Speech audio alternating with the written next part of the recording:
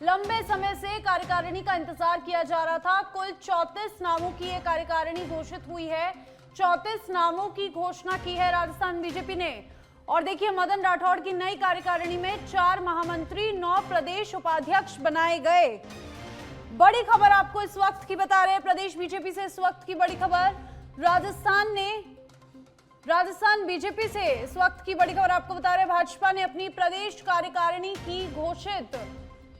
लंबे समय से इस लिस्ट का इंतजार था जो अभी घोषित हुई है। कुल 34 नामों की ये लिस्ट है। और देखिए, लिस्ट में 34 नाम है और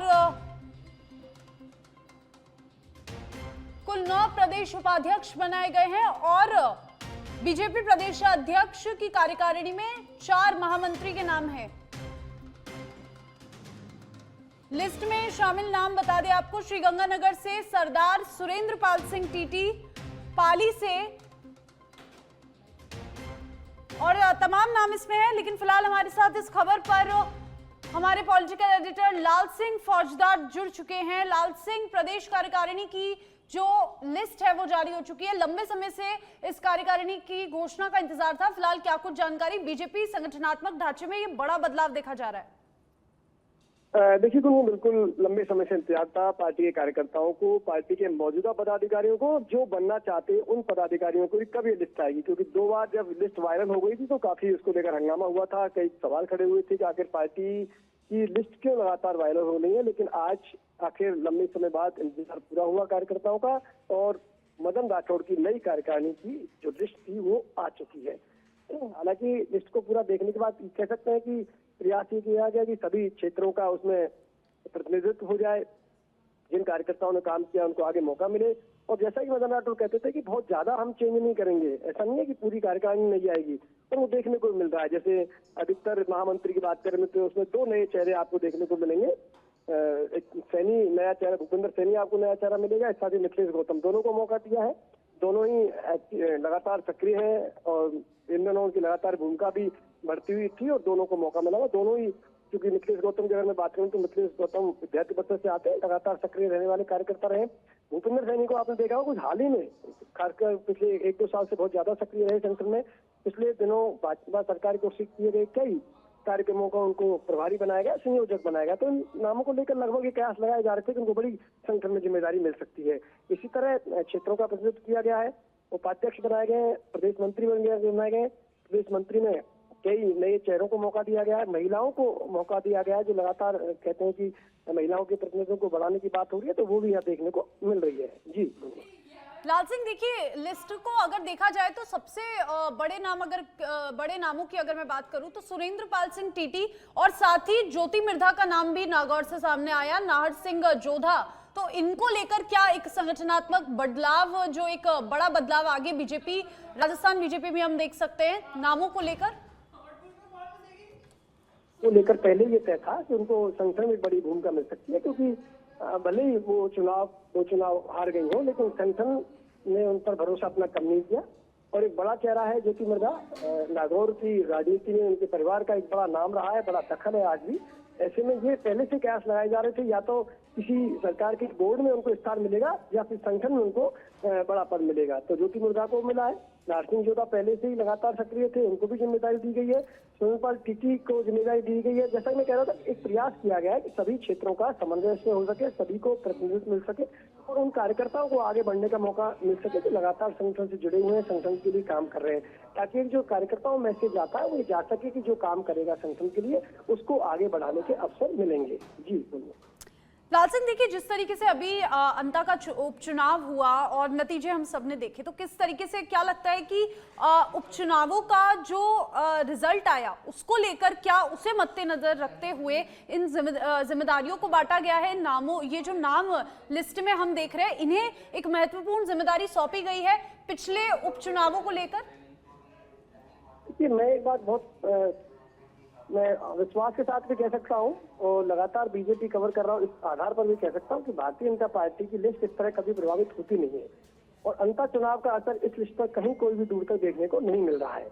मैं जैसा कह रहा था, लगातार लंबे समय से इंतजार था कि कब ये कार्यकारिणी घोषित हुई, लेकिन 2 बार जैसे वायरल हुई। हालांकि ये कह सकते हैं कि चूंकि ये कहा जाता है कि आप अगर अच्छा काम करोगे देखिए, चाहे उपचुनाव हो, चाहे विधानसभा चुनाव हो, चाहे पार्टी के कार्यक्रम हो, पार्टी का नेतृत्व लगातार ये नोट करता है कि कार्यकर्ता की सक्रियता का क्या है, कार्यकर्ता किस तरह संगठन का समर्पण भाव से काम कर रहा है, ये चीज नोट की जाती है।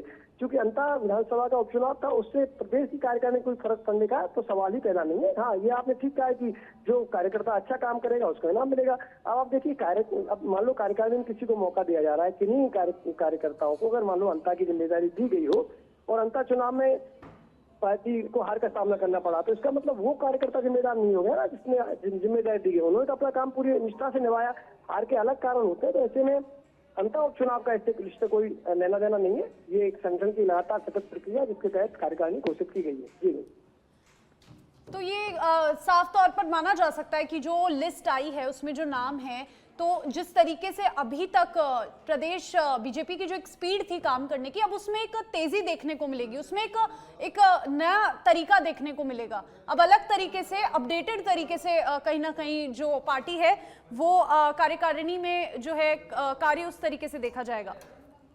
हाँ, ये बिल्कुल ठीक बात है। बिल्कुल हम कह सकते हैं, क्योंकि लगातार जैसे कि लंबे समय से इंतजार था, तो कुछ कार्यकर्ताओं के मन में भी ऊहापोह की स्थिति बनी हुई थी। हालांकि भारतीय जनता पार्टी में ये कहते हैं कि ये संगठन से जो समर्पित कार्यकर्ता होते हैं वो अपनी निष्ठा से काम करते हैं, लेकिन हाँ, क्योंकि अब लंबे समय से जो इंतजार था पूरा हो गया, अब जिनको जिम्मेदारी मिली है, जिनको जिम्मेदारी दी गई है, अब वो अपनी निष्ठा से काम करेंगे, ऊर्जा से काम करेंगे और बेहतर काम करेंगे संगठन को आगे बढ़ाने के लिए। क्योंकि लगातार प्रयास ये भी हो रहा है कि सत्ता और संगठन मिलकर जनता की सेवा करें, प्रदेश की सेवा करें। ऐसे में दोनों सत्ता और संगठन में एक बेहतर समन्वय के साथ आगे अच्छे काम करने को मिलेंगे, अच्छे काम करते हुए कार्यकर्ता आपको नजर आएंगे।